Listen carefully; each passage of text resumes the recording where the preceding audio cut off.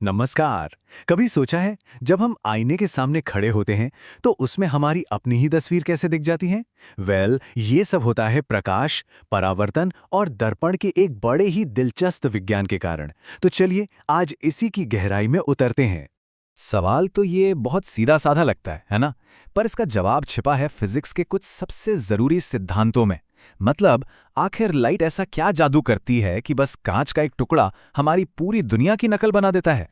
और एक पहेली और है जो इससे भी ज्यादा मजेदार है।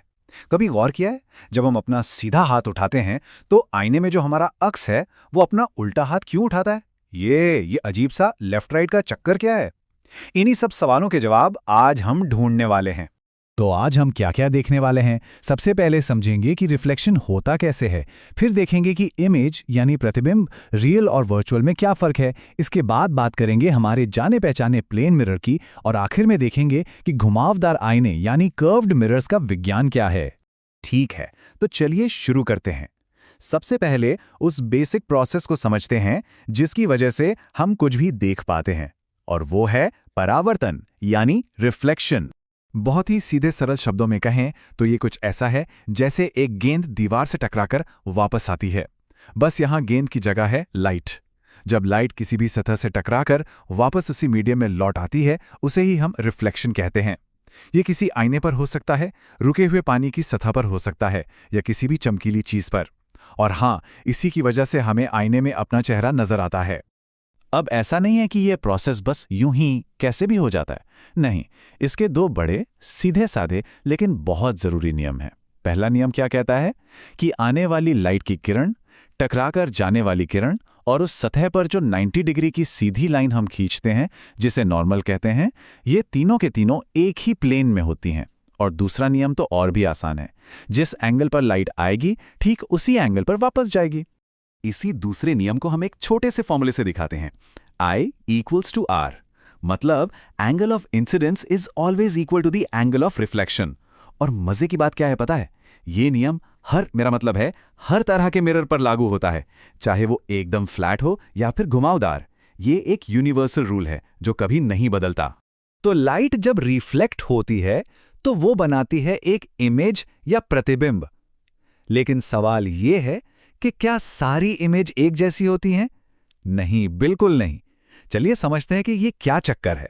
फिजिक्स की भाषा में इमेज वो जगह है जहां लाइट की किरणें रिफ्लेक्शन के बाद या तो सच में मिलती हैं या फिर मिलती हुई लगती हैं। और बस इसी सच में मिलने और लगने के फर्क से हमारे पास दो तरह की इमेज आ जाती हैं। पहली है रियल इमेज यानी वास्तविक प्रतिबिंब। ये तब बनती है जब लाइट की किरणें सचमुच में किसी एक पॉइंट पर मिलती हैं, जैसे सिनेमा हॉल में प्रोजेक्टर से निकलने वाली लाइट पर्दे पर मिलकर एक इमेज बनाती है।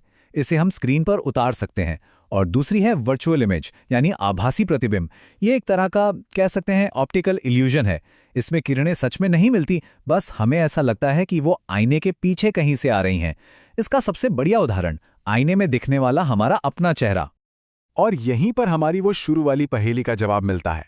आईने में लेफ्ट का राइट और राइट का लेफ्ट दिखना, इसे कहते हैं लैटरल इन्वर्जन। पर यह होता क्यों है? देखिए, मजे की बात यह है कि आईना असल में लेफ्ट राइट नहीं पलटता, वो पलटता है आगे पीछे। मतलब जो चीज आईने के ज्यादा पास है उसकी इमेज भी पास बनेगी, और जो दूर है वो दूर। बस इसी फ्रंट टू बैक रिवर्सल को हमारा दिमाग लेफ्ट राइट की तरह से समझ लेता है ना कमाल की बात।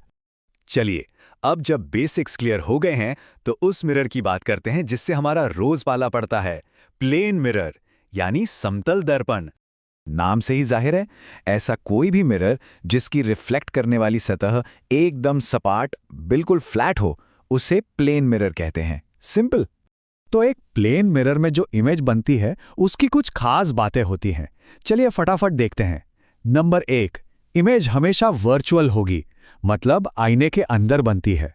नंबर 2, इमेज हमेशा सीधी होगी, ऐसा नहीं होगा कि आपका सिर नीचे और पैर ऊपर दिखें।